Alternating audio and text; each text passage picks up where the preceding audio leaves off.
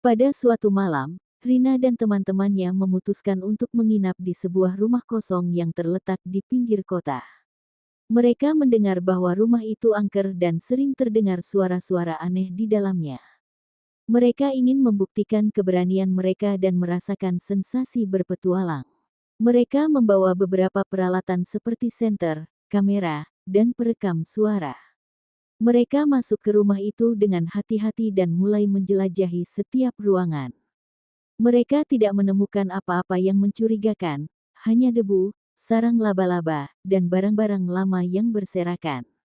Rina merasa bosan dan ingin mencari sesuatu yang lebih menarik. Dia melihat ada sebuah pintu yang terkunci di ujung lorong. Dia penasaran dengan apa yang ada di balik pintu itu. Dia mencoba membuka pintu itu dengan paksa, tetapi tidak berhasil. Dia kemudian mengambil sebuah besi yang ada di dekatnya dan mulai memukul-mukul pintu itu. Tiba-tiba, dia mendengar suara jeritan yang sangat keras dari balik pintu itu. Suara itu begitu mengerikan dan menyayat hati. Rina kaget dan mundur beberapa langkah. Dia berteriak memanggil teman-temannya. Teman-temannya segera datang dan bertanya apa yang terjadi. Rina bercerita tentang suara jeritan yang dia dengar. Teman-temannya tidak percaya dan mengira Rina hanya bercanda. Mereka mengatakan bahwa mungkin itu hanya suara angin atau binatang liar. Mereka meminta Rina untuk tenang dan tidak takut. Mereka kemudian melanjutkan eksplorasi mereka di rumah itu. Rina merasa tidak nyaman dan ingin segera pergi dari rumah itu. Dia merasa ada sesuatu yang tidak beres dengan pintu itu. Dia mengikuti teman-temannya dengan enggan, tetapi matanya terus melirik ke arah pintu itu. Saat mereka berjalan melewati pintu itu, Rina melihat sesuatu yang membuat bulu kuduknya berdiri.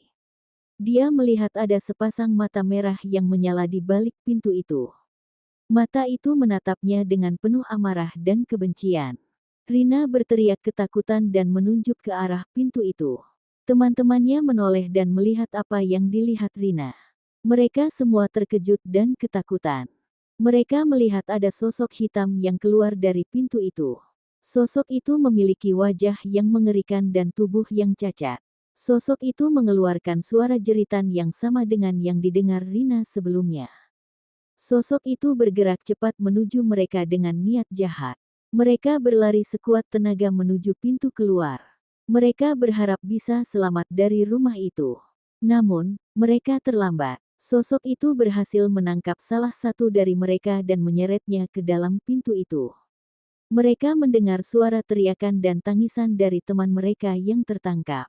Mereka tidak bisa berbuat apa-apa selain berlari dan berdoa. Akhirnya, mereka sampai di pintu keluar. Mereka membuka pintu itu dengan cepat dan keluar dari rumah itu. Mereka berlari tanpa henti sampai jauh dari rumah itu. Mereka menangis dan berpelukan. Mereka merasa bersyukur masih hidup, tetapi juga merasa bersalah telah meninggalkan teman mereka. Mereka tidak pernah tahu apa yang terjadi dengan teman mereka yang tertangkap. Mereka tidak pernah kembali ke rumah itu. Mereka tidak pernah berbicara tentang kejadian itu. Mereka mencoba melupakan semua yang terjadi. Tetapi, mereka tidak bisa. Mereka selalu bermimpi buruk tentang sosok hitam itu. Mereka selalu mendengar suara jeritan itu. Mereka selalu merasakan mata merah itu menatap mereka. Mereka tidak pernah bisa hidup normal lagi.